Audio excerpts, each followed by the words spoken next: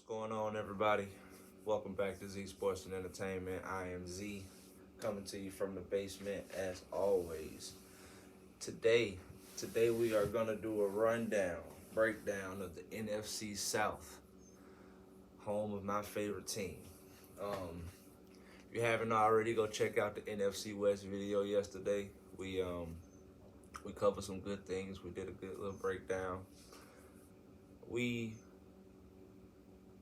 I think we established who is gonna be competitive and who's on the outside looking in, things of that nature. Um, all in all, good video. Let's get it underway, man. NFC South. We are. I'm gonna pop it off with the Tampa Bay Buccaneers. What can I say? Super Bowl champions 2 years ago. If it wasn't for the Rams and Cooper Kupp, there's a good chance they could possibly be back-to-back champs. And it's almost like the rich get richer, man. I mean, you lose Bruce Arians. Instead of you going out and, completely hiring a new head coach and going through that process, you promote Todd Bowles, somebody who has head coaching experience, somebody who the team already respects, somebody who there isn't going to be much of a transition.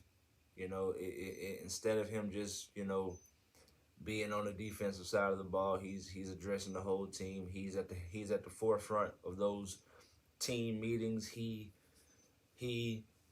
excuse me, I think Todd Bowles is in a very good situation. A lot of people complain about African American head coaches when they do get the opportunity to coach. The team is so bad that there's no chance of success. Todd Bowles is in tremendous shape. He's in a great position to succeed immediately, succeed early. And I mean, if the Buccaneers could somehow find a way to find their quarterback after Tom Brady, either, I don't know, it could be Kyle Trask, second-year quarterback out of Florida. It could be someone that if Tampa Bay could somehow find a way to find out who their quarterback is going to be after Tom, with the pieces that they have under the contracts that they have them, I think the Tampa Bay Buccaneers could be good for a long time, and that's painful for me to say. The running game is, I know a lot of people were concerned about Leonard Fournette, him coming into camp. I think reports was like 260 plus, something like that, something crazy. They were comparing the man to Eddie Lacy. Now, no disrespect to Eddie Lacy, but in order for, I'm not even going to go there. We'll see. I do think Leonard Fournette is going to have to pick up, more of the workload. I think they're going to be counting on Leonard Fournette a lot more than they have in the previous years, just because they don't have that running back depth that they've had. He is going to have to. I don't see them being a team that runs the ball 20, 25 times a game. I don't. Not with the receivers that they have, but I could see Leonard Fournette touching the ball 20, 25 times a game, whether it be running, passing, whatever. Tom Brady loves his checkdowns. Leonard Fournette doesn't have the best hands, but you get him out in space, ability to make a man miss, break a couple tackles. He could do some good things. I mean, we already know this, but I mean, hey, the addition of Julio Jones, that's a tough one. That's a tough one. That's a painful one. I mean, I remember when he was a Falcon and everybody would always say he was going to get traded to the Patriots. He was going to get traded to the Patriots. I think I would have preferred him to get traded to the Patriots while Tom was still in New England versus him signing with Tampa Bay. Because not only do you still have a Julio-Tom connection, now it's in the NFC South. I mean, that's so demoralizing. that's so. Not even just as a Falcon fan, as a Saint, as a Panther fan, like it just seems like the Buccaneers recycle Falcons players. I mean, going all the way back to hell, Brent Grimes and Warwick Dunn. I mean, even though I know Warwick Dunn played with the Buccaneers first, but something about these organizations where they just coaches, Dirk Cutter, Mike Smith was it's something about these teams, man, that it seems like there's like a speed dial button to Tampa or Atlanta, vice versa. It's weird. I mean, not just Julio Jones, they got Russell Gage too. Two of their top four receivers are gonna be two of our top three receivers 2 years ago. That's wild to me. That is ridiculously wild. Um, the reason the Julio Jones addition to me is going to be such a big factor is because Tampa Bay kind of, once the whole Antonio Brown situation happened in New York last year, Tampa Bay kind of, they didn't go off the rails, but it limited what they could do on offense a little bit. I mean, and I don't want to say limited, but they weren't as dynamic.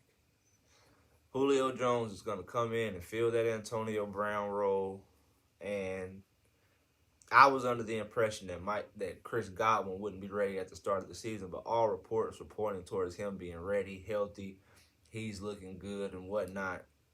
If they're able to go into the season like full go, watch out. I mean, seriously, watch out. I mean, of course, the injury to Ryan Jensen hurts. It looks like Ryan Jensen's going to be gone for the season. Whenever you lose a all-pro center, someone who makes, that's just big altogether. That's going to be huge for the offensive line. I mean,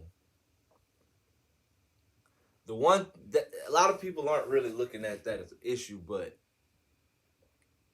you got to understand, this is the guy who touches the ball before Brady. This is the guy who gets the ball to Brady. You don't want to put a first, second year guy in there who's never really played under any pressure. That's tough. I don't know if they plan on going out and signing somebody. If I was them, I would truly, honestly be giving Alex Mack a phone call.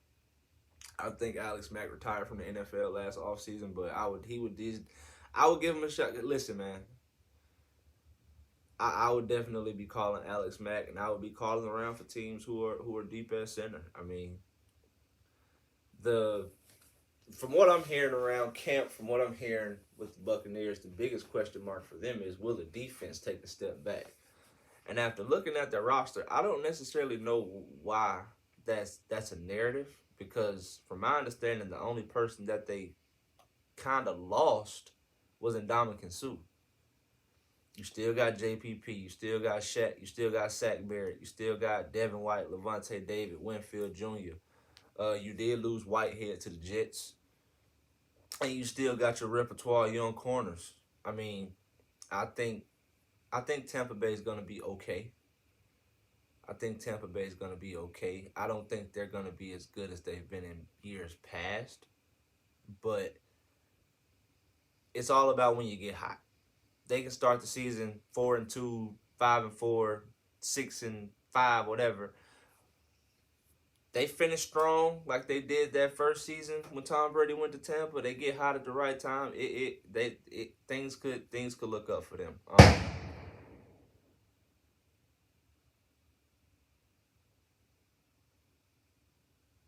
I have no idea what that was.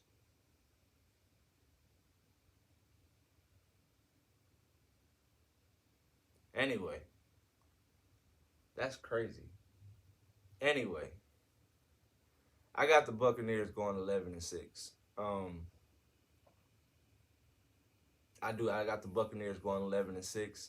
I think they're going to be a lot of close games. I think out of the 6 games, there are only going to be 2 of those games that they actually lose just flat out, start to finish. The other 4 I could see possibly coming down to last drive, game in and field goals type situations.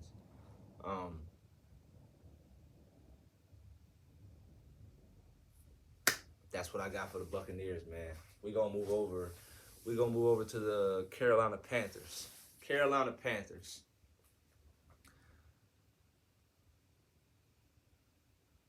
Quarterback. What are we doing at quarterback? Is it going to be Baker? All signs are pointing towards Baker being day one starter. Okay. All right. The question after that is, are you keeping 3 quarterbacks? Because Matt Corral is balling. Matt Corral is looking like if you don't trade for Sam Darnold, he would be day one starter over Sam Darnold. If you don't trade for Baker Mayfield, it's looking like Matt Corral could have possibly been day one starter. Nothing wrong with him sitting. Nothing wrong with him not even dressing if you decide to keep all 3 quarterbacks. Nothing wrong with it. Nothing wrong with it at all. But can Matt Rule wait? I mean, if Baker comes out here and if Baker comes out and they start 1-3, 2-4, what do you do? Whether he's the cause or not, what do you do? Do you allow Baker and Sam to just play this season out between the two of them and start Matt Corral fresh next year? I don't know how that's gonna play out. That's a lot of money at the quarterback position, and they got to figure that out. I hope Baker is the answer, but at the same time, I kind of don't, because I like Matt Corral. If it wasn't for the Falcons drafting Desmond Ridder, I would have been perfectly fine with them taking Matt Corral. Who knows? But I do think Baker is going to be the day one starter, and I think they're going to have to rock with Baker. I mean, you got 2 top 5 picks from that draft at the same position on your team. You got to figure something out. Christian McCaffrey, health. That's the only thing with him. He is the ultimate weapon. He can catch the ball. He can run outside. He can run inside. He can hit the gap. The explosive. He can do everything on a football field, but he just has to stay healthy. If Christian McCaffrey can stay healthy, the Panthers are so much better. They are so much more dynamic, and they are so much harder to stop. Chuba Hubbard had a great coming out party last year while Christian McCaffrey was hurt, but you want to have that compliment. You want him to compliment Christian McCaffrey. You don't want to have to put him in the Christian McCaffrey role and then expect for whoever's behind him. It's not winning football. It's not. I mean, not on this team. No disrespect to the Carolina Panthers at all, but Christian McCaffrey is what's going to make that team go. From the offensive side of the ball, he's going to be what makes that team go. He has to be on the field. Word around town is the rookie top pick is struggling. He's struggling. Word on the street is Byron Burns and those guys are getting after him, and he can't hold a block. You gotta understand, this is someone who was. I want to say this guy was taking over Evan Neal. I could be wrong, but if I mean, and Evan Neal is balling in Giants camp. There's no doubt about it that he's going to be a day one starter up in New York. They're saying that this kid still has a long way to go before he's named a starter. So I mean, I'm very interested to see him in preseason. I don't necessarily know what the issue is. I don't know if the game is just too fast for him or what it is, but I hope he can figure it out. People are already skeptical about taking O-linemen as high as you take them when there was other talent available. I mean, there was talent on the other side of the ball. They had a lot of options. They could have went a lot of different ways. They decided to go there. So I just really hope that that this guy can turn it around. Not just for the Panthers, but for his own sake. Last thing you want to be labeled as a top 10 bust in this league because you get forgot about quick. Defense. I think the Panthers are going to go as far as the defense takes them. I mean, they got guys. They don't have top-tier guys, but they just got a bunch of guys. Byron Burns, Shaq Thompson, Jeremy Shin, Dante Jackson. J.C. Horn is going to get back on the field this year. I'm very interested to see how that defense plays. Somehow, some way, the Panthers always find a way to put together a good defense, good pass rush, and it's we'll see, we'll see. But yeah, I think that team is gonna go as far as the defense, and Christian McCaffrey takes them. Anything to me that they get from Baker is gonna be an improvement at quarterback. You still got DJ Moore, you still got Robbie Anderson. You know, they have a good team. It's just with the schedule and the inconsistencies, and you just don't know. I mean, last year they started 3-0, and boom, it turned quick. So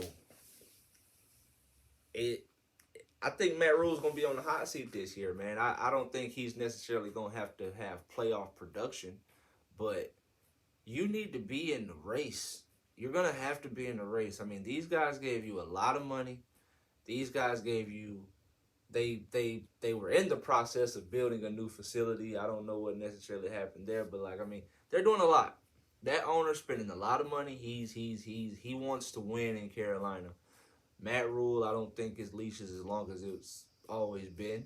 I think it's shortened tremendously. He's going to have to figure it out. He's going to have to figure it out, or he could be either back in college or somewhere coaching as a coordinator. I got the Panthers going 5-12 this year. Just strength of schedule is tough. It's tough. I mean, it is. It's tough. We're going to move over to the Saints. Jameis is back. He is QB1, and all signs are pointing to him balling. I mean, he looks good in camp, spreading it around, throwing a deep ball. He's putting pressure on that knee. I'm even as much as I hate the Saints, it's hard not to like Jameis. It's hard not to like Jameis. It's hard not to like Jameis Winston as a football player, man. And just to see him get back on the field, compete, and hopefully stay healthy for a whole season, because he got a squad, man.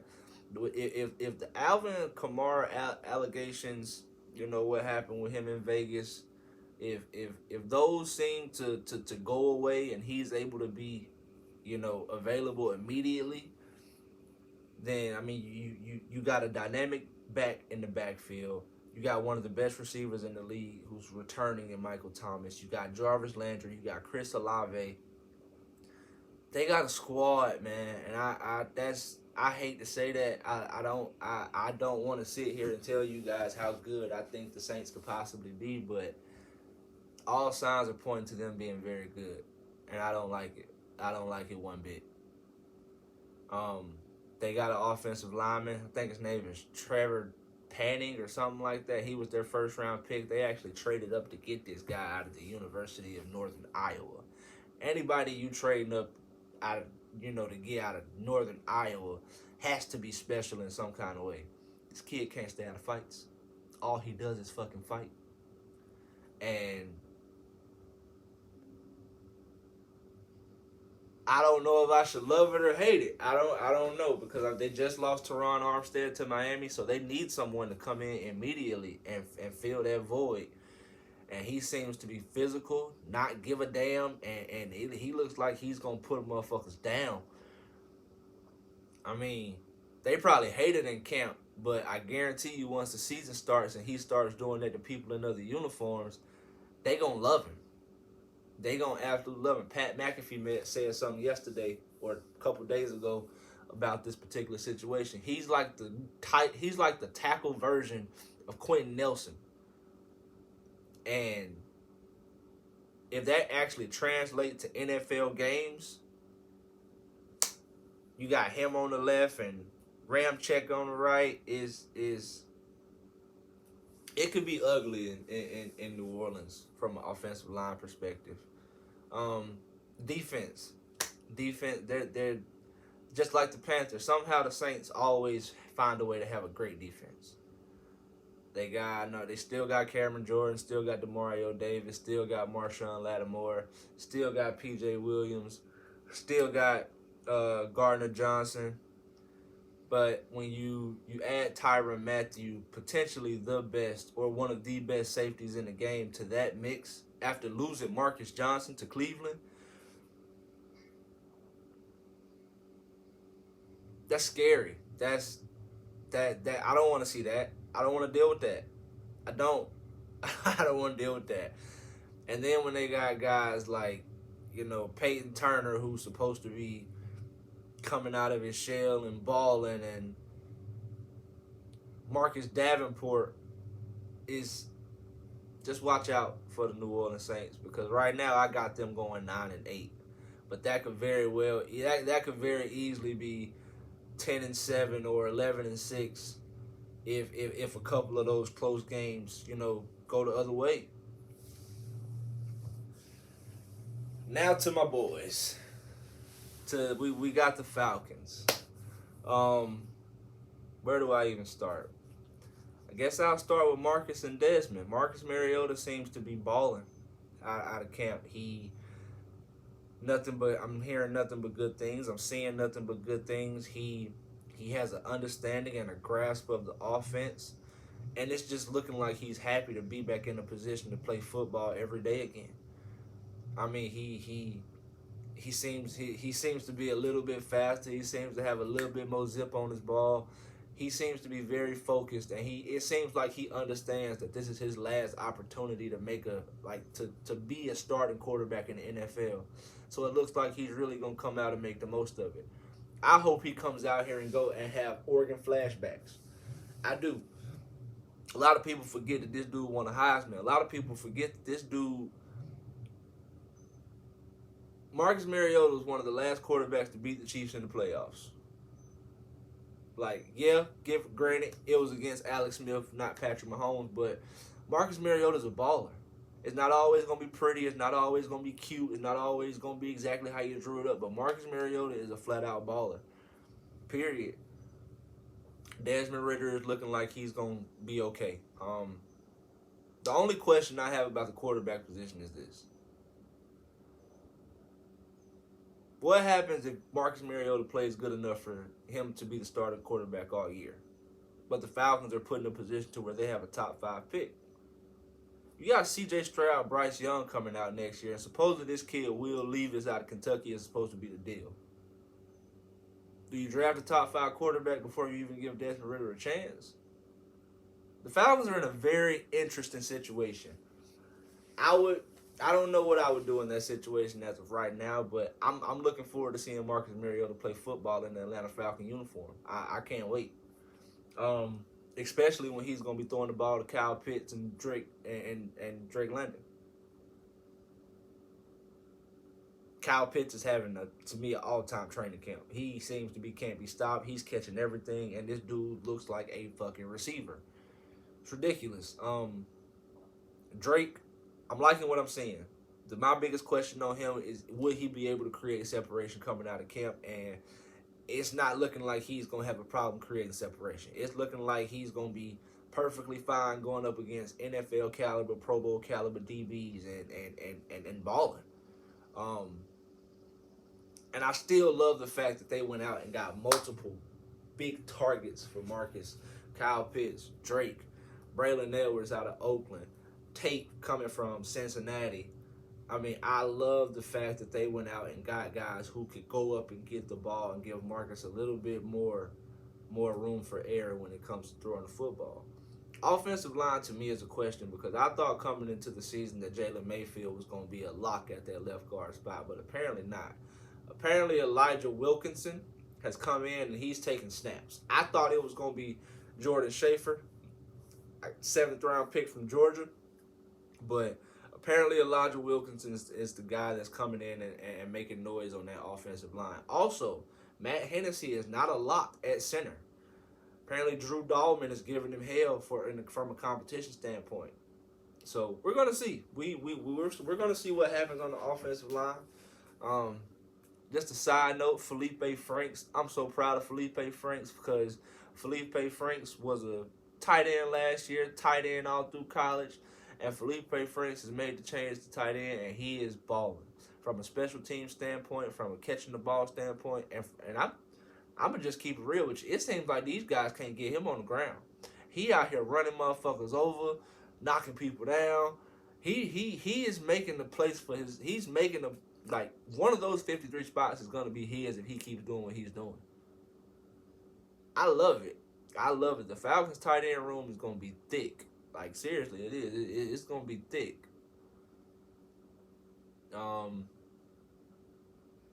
Defense. Dean Pease is it seems like the last thing he wants to accomplish as an NFL coach is to bring a physical culture to the Atlanta Falcons defense. And if that's okay with me. We haven't been physical since Dan Quinn's first 2 years, and I miss it. I miss guys flying around, and I miss the no yards after catch. I miss, even though it's for 1 year, I miss the Vic Beasley pass rush. I'm seeing a lot of good things from the defensive side of the ball. The secondary is ball hawking. It seems like everything that the receivers don't catch is getting picked. I mean, I was skeptical about Jalen Hawkins and Richard Gant going into the season, but I'm not anymore. Especially when we got A.J. Terrell and Casey Hayward on the outside. I'm looking forward to seeing what Richard Gant and Jalen Hawkins can do over a 17-game season. I need Jalen Hawkins to learn how to hit with his head up, though. You cannot be DeMonte Casey 2.0, and you cannot be taken out of the game like you were against Green Bay a couple years ago. We're going to need Jalen. Even though we got Nick Harris, those are the two guys that we want to grow at safety. We want Hawkins and Grant to come up. We want them to grow up. Their job is going to be a lot easier with the guys that they have outside. Haven't heard much from Isaiah Oliver this camp, but we'll see. Last thing I got on the Falcons is Deion Jones.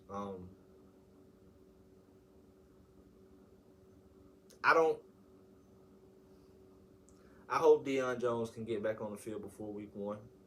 I know he's on the PUP. I would love to see Deion Jones paired with, Rashaan Evans, Troy Anderson. I would just love to see Deion Jones back on the field playing competitive football. It just seems like he's mentally been out of it the last couple of years. It just seems like his heart hasn't really been in it. He hasn't been playing as hard as he could. And I get it. The demeanor in Atlanta is down. It is low. He was a part of that unfortunate 28-3 situation, and we don't have many of those guys on the roster left. I don't know. I hope that something can ignite a fire under him.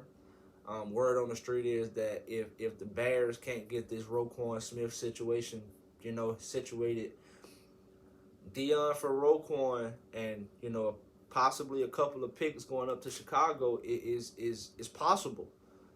I don't know. I would love to see Roquan in Atlanta, but Deion Jones he's solidified the middle for us for probably the last 5-6 years, and I just really want to see this guy do good. I don't want him to just fade off and just be forgotten about. The defensive line, I think we're not going to have a great pass rush, but I do think we're going to have a presence. I think there's going to be a presence. I think Marlon Davidson is going to come out of his shell. I think Grady Jarrett is only going to get better. And hopefully the two rookies that we drafted outside, along with Lorenzo Carter, can bring some heat. I do. I hope they can bring some heat, get some pressure on these quarterbacks, because, I mean, you take Tom Brady away. I mean, Jameis Winston and Baker Mayfield aren't bad quarterbacks. They're not. That's crazy. We got 3 Heisman Trophy winners in this division. 3 Heisman Trophy winners, 2 number 1 overall picks. Marcus Mariota's a number 2 overall pick, and Tom Brady's a 7-time champion.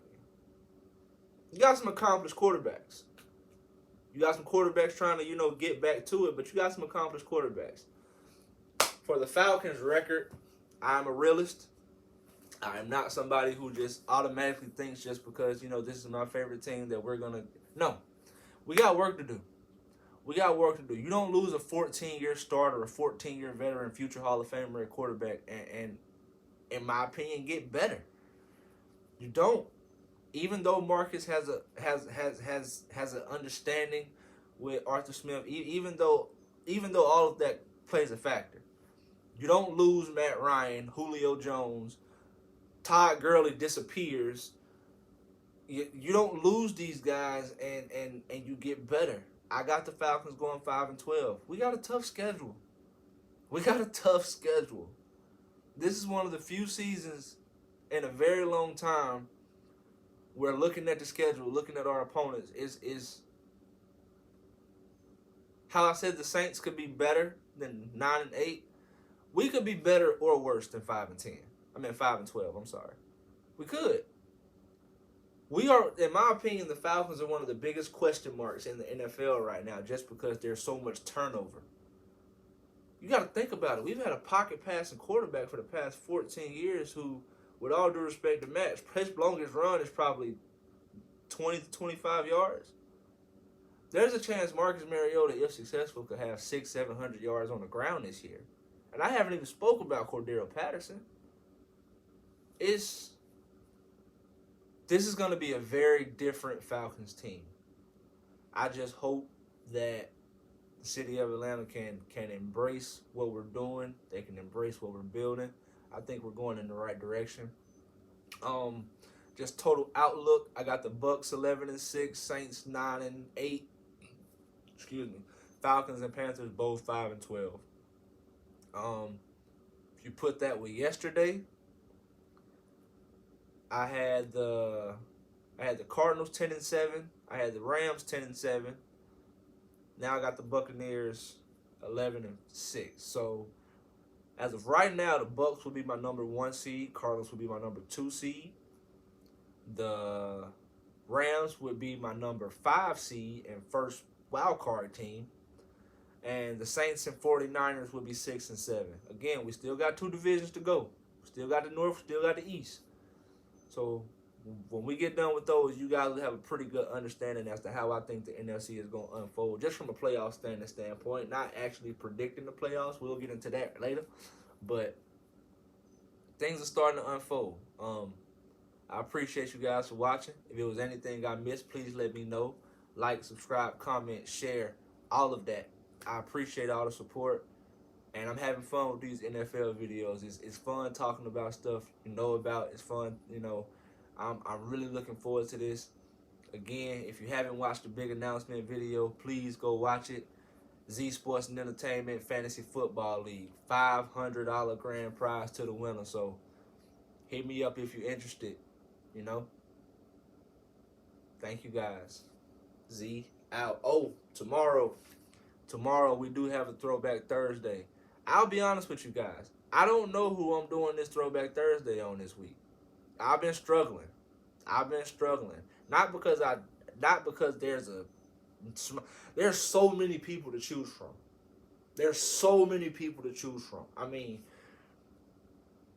If you guys have somebody that you want to see, let me know. I appreciate you guys for watching. I love you guys. Z.